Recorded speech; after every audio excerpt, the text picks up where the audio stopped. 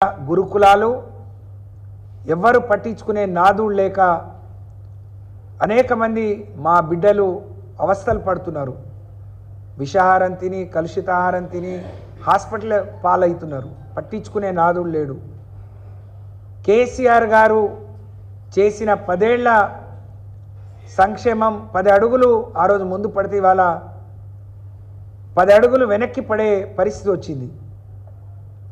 కేసీఆర్ 10% ఇచ్చిండు, నేను 12% ఇస్తా అన్నాడు. కానీ మాటలకు చేతలకు పొంతన లేదు. ఇవాళ చాలా గొప్పగా నేను అడుగుతా ఉన్నాను, కేసీఆర్ గారి ప్రభుత్వం పోయిన తర్వాత గిరిజనులకు సంబంధించి మీరు ఖర్చు పెట్టిన బడ్జెట్ ఎంత? పోయిన సంవత్సరం మీరు ఇచ్చిన బడ్జెట్లో ₹1 అదనంగా ₹1 వాళ్ళ సంక్షేమానికి ఖర్చు పెట్టారా? 1 కిలోమీటర్ రోడ్ వేశారా? 1 బిల్డింగ్కి ఏదైనా పరిపాలన అనుమతులు ఇచ్చారా? 1 బిడ్డను విదేశీ విద్య కోసం పంపించారా? అదనంగా 1 గురుకులాన్ని తీసుకొచ్చారా? 14 నెలలుగా 14 పైసల పని మా గిరిజన బిడ్డల కోసం, గిరిజన సమాజం కోసం చేయలేదు అని అంటే ఇవాళ గిరిజనులకు ఈ ప్రభుత్వం ఎంత ద్రోహం చేస్తుందో మరి మీరు గమనించాలని నేను విజ్ఞప్తి చేస్తూ ఉన్నాను. 14 నెలలు అయిపోయింది, గిరిజన సంక్షేమ శాఖకు మంత్రి లేడు. 10% ఉన్న గిరిజనులు అనాథులు.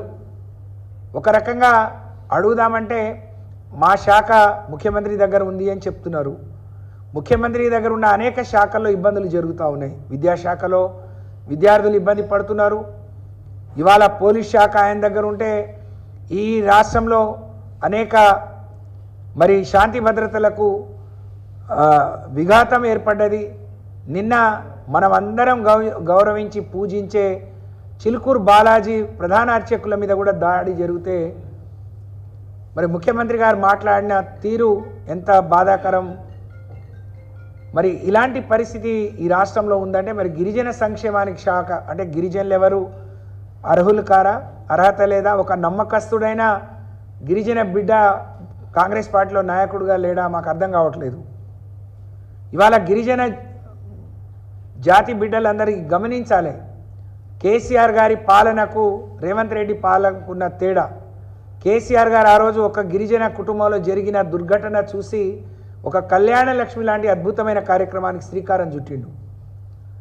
గిరిజన బిడ్డలకు విద్యావంతులైతే జీవితంలో వాళ్ళకి ఏమీ ఇవ్వాల్సిన అవసరం లేదు, ప్రపంచంతో పోటీ పడే విధంగా వాళ్ళు ఉన్నత విద్యను అందుకొని స్థిరపడతారు, ఆ జాతికి మేలు జరుగుతుంది అని చెప్పి అనేక గురుకుల పాఠశాలలు వాళ్ళ వృత్తి విద్యా కోర్సులకు అవకాశం ఇచ్చిండు.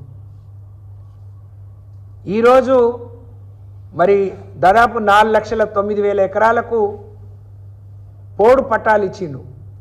చెప్పుకుంటూ పోతే గిరిజనులను ఉద్దేశించి అనేక కార్యక్రమాలకు కేసీఆర్ గారు శ్రీకారం చుడితే ఉన్న కార్యక్రమాలకి మరి వెనక్కి చుట్టినట్టు వెనక్కి చూడుతూ ఉన్నారు. ఇవాళ మేము ఎప్పుడు అనుకునేది కేసీఆర్ పెట్టిన సంక్షేమ పథకాలకు మొదటి లబ్ధిదారులు గిరిజనులు, దళితులు, పేదవాళ్ళు.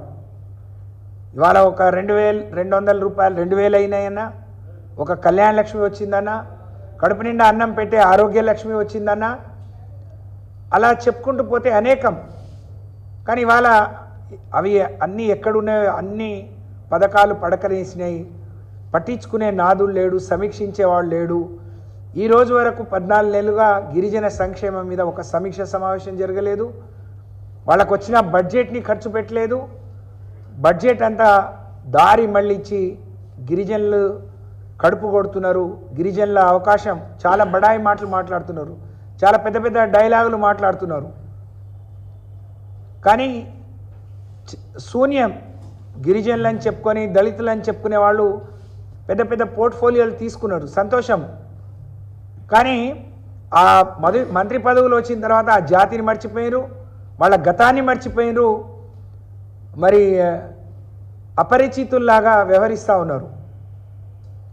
బిడ్డ మళ్ళీ మీకు వెనక్కి తిరిగి చూసే రోజు వచ్చినప్పుడు మీకు అగాధం తప్ప ఎవరు కనపడరు, తప్పకుండా మీకు బుద్ధి చెప్పే రోజు వస్తుంది.